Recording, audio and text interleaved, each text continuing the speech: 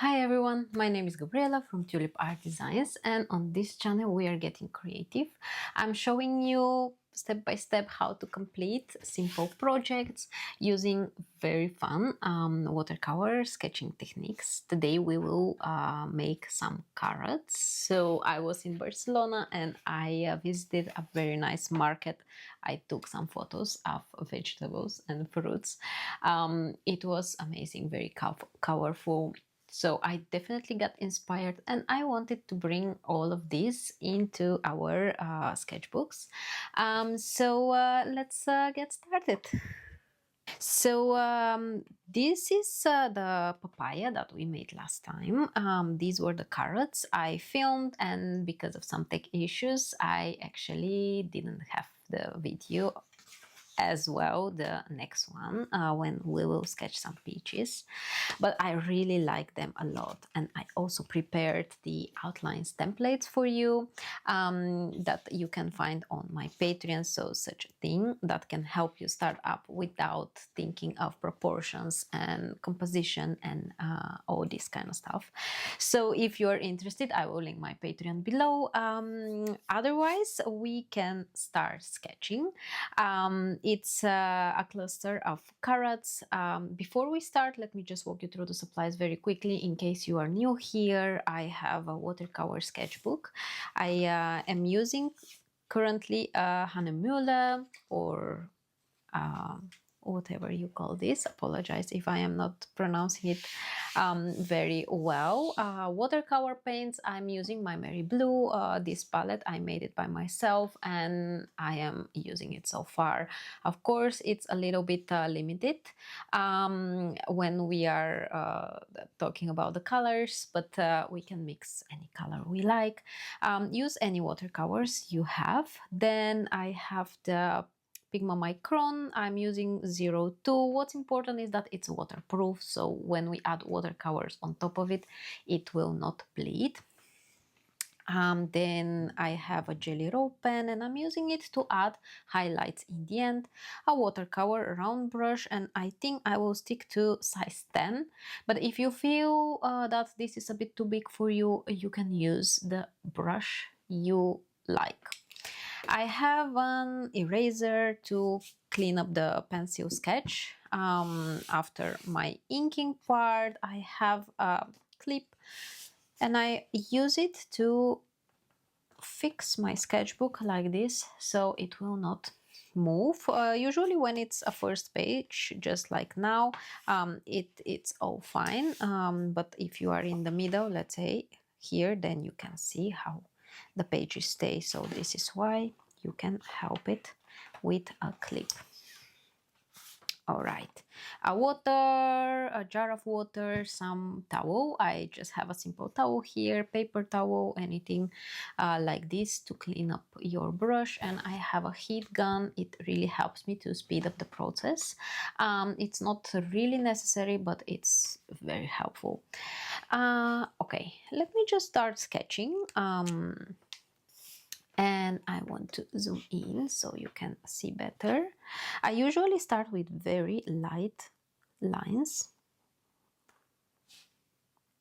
And the first thing I sketch is the subject that is in the front. And then the next ones. To create a very natural sketch, I like to shake my pen, and I also like to take it off the paper from time to time.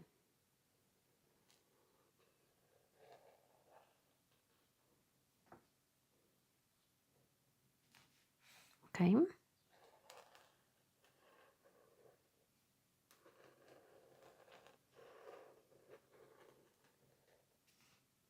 Just like this.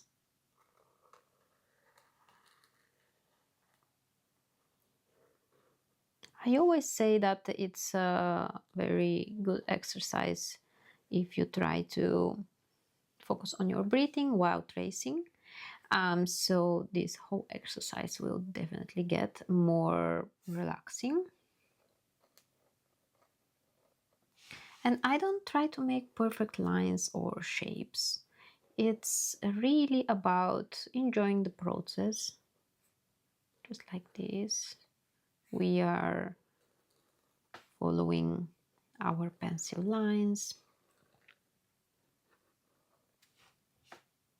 We can add some more carrots here in the back. Just like this.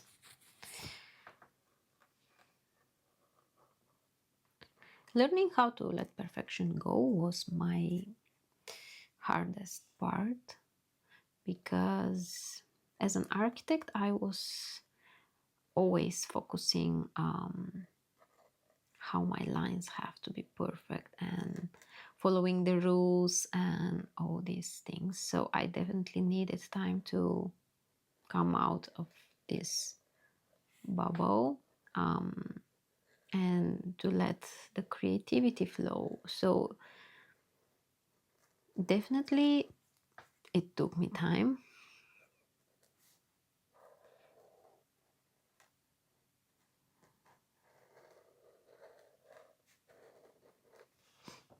And if you feel like that you need to add some lines, you can definitely do this. It's your sketchbook, so I always encourage people to try.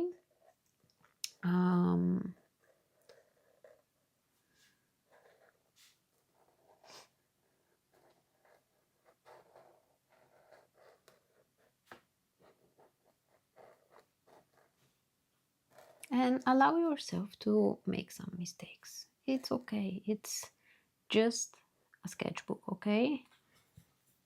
Nothing will happen if we mess up a little bit. And this is why we use watercolor sketching techniques, because it's really allowing us to make mistakes. For example, let's say that I'm not really happy with some of the lines here. I can go back, add thickness, keep sketching, and enjoy it. Okay.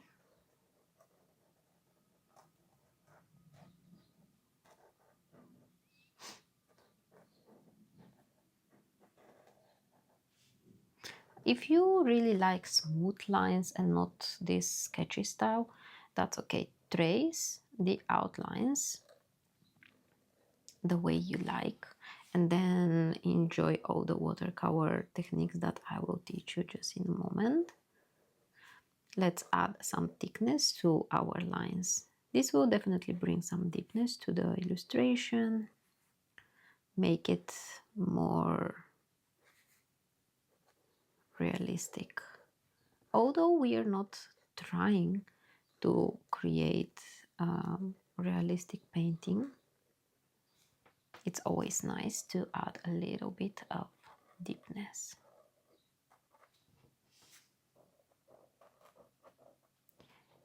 Everything that is in the front, I usually make it with a thicker line.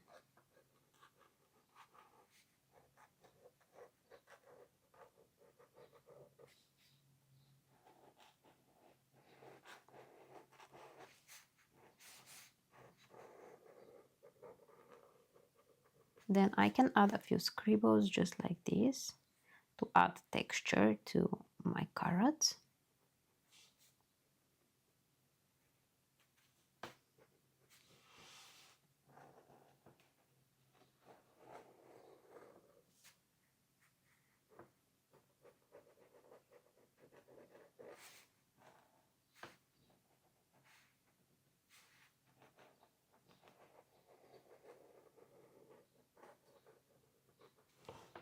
Like this. And if you want, you can always switch to a bigger size pen. But because I really like these sketchy, scribbly lines, I rather stick to the size I am using, which is 02.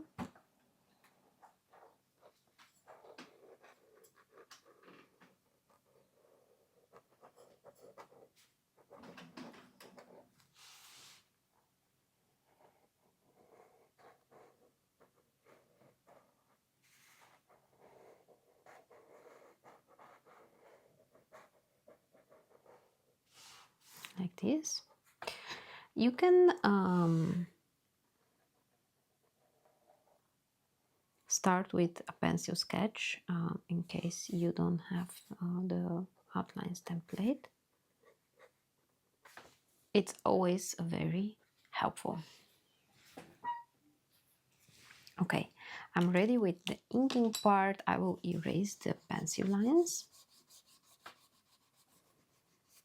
I'm checking on my screen, trying to see if everything is okay, because having some tech issues is definitely very frustrating, and because it's just me here, sometimes I definitely miss some small things, and then it ends up I don't have the video, but okay. So these are the carrots, and now I want to encourage you to try not to follow the ink lines completely. Take some water and start just with tapping, but then hold your brush more horizontally and tap with your brush, so with the whole Bailey of the brush, and add some water. But we really try to make it more loose all around the carrot.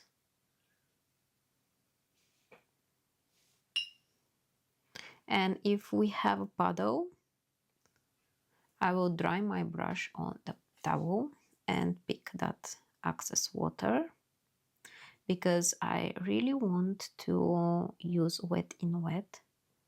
But if we have a puddle, it will keep our paint in one spot. It will hold it inside the puddle and it will not bleed. So I really want the paint to bleed around. That's why it needs to be even wet. So no puddles, but very well wet, the whole surface. And then I will take some orange. Let me see if you can see. I don't have orange in my palette, so I will mix some. I'm taking some yellow that I have. So you can see here is my spot where I usually mix orange. And a little bit of light red. And then I will start throwing it in. And you can see how the paint just moves around. These ink and wash techniques are very relaxing for me.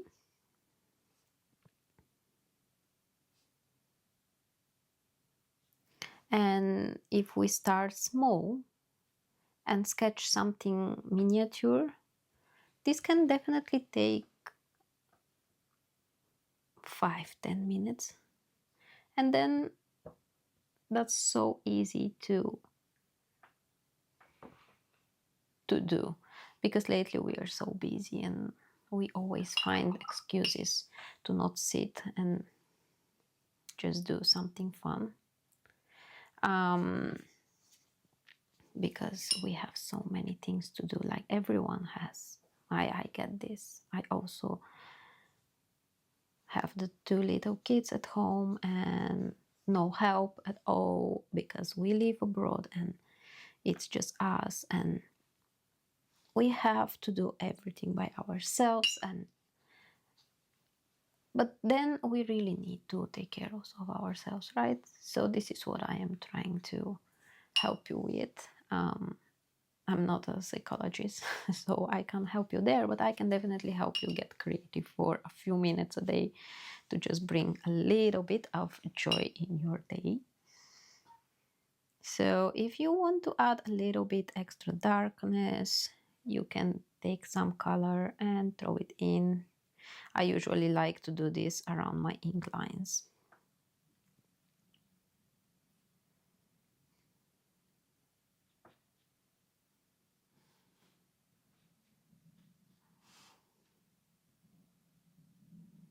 Just like this, and I leave the paint to mix on the paper. I don't try to blend, I don't bother about water control, anything like this. Now, because we used a lot of water, you can see that my page started to fold a little bit. So this is the moment when I will just use my clip here and try to keep it flat. Although if it's folding, that's also fine, because then the paint just moves and follows the shapes of the paper. It's just nice. Try to enjoy it and don't stress out too much. I will grab some green.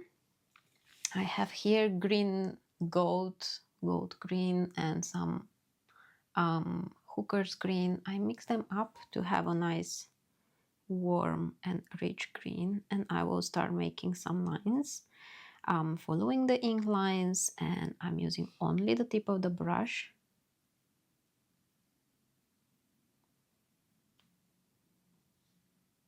So I want to make these kind of leaves here.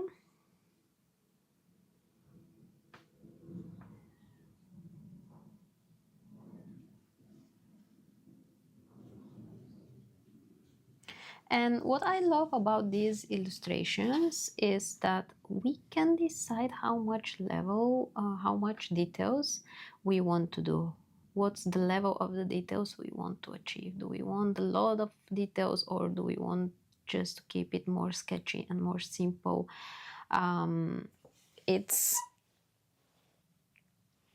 There is no rule. Like, we can definitely say, okay, I have more time, so let's wait for this to dry and let's add another layer on top of it. The thing is that once you know all the techniques and you know what you are capable of, you can definitely build more and more and improve your skills. I want this to dry and then I will continue.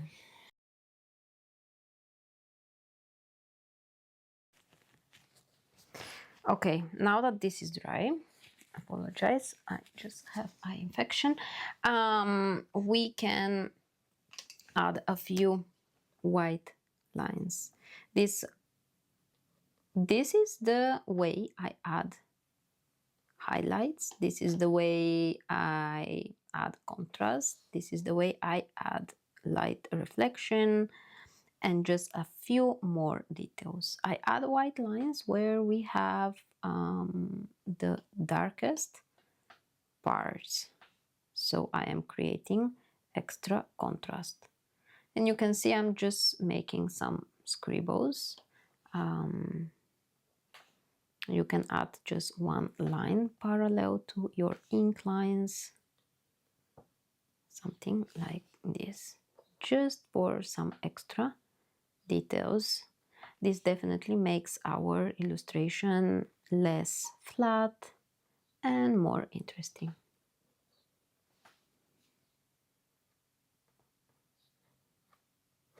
If you want to add more color, more value, and you want to make it darker, then you can definitely layer more watercolor on top of it.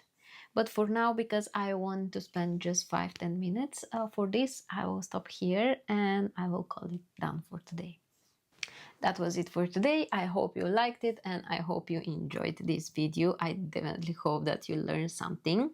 Make sure to take some time for yourself and to just sit and create something. It can give you so much, and you definitely deserve some peaceful time for yourself.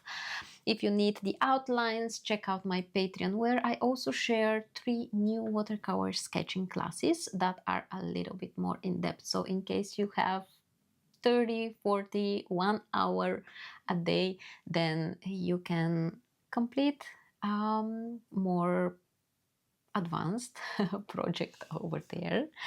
So I think that's everything for today. Consider subscribing for my channel so you will not miss any of the coming videos, and I hope to see you in the next video. Bye!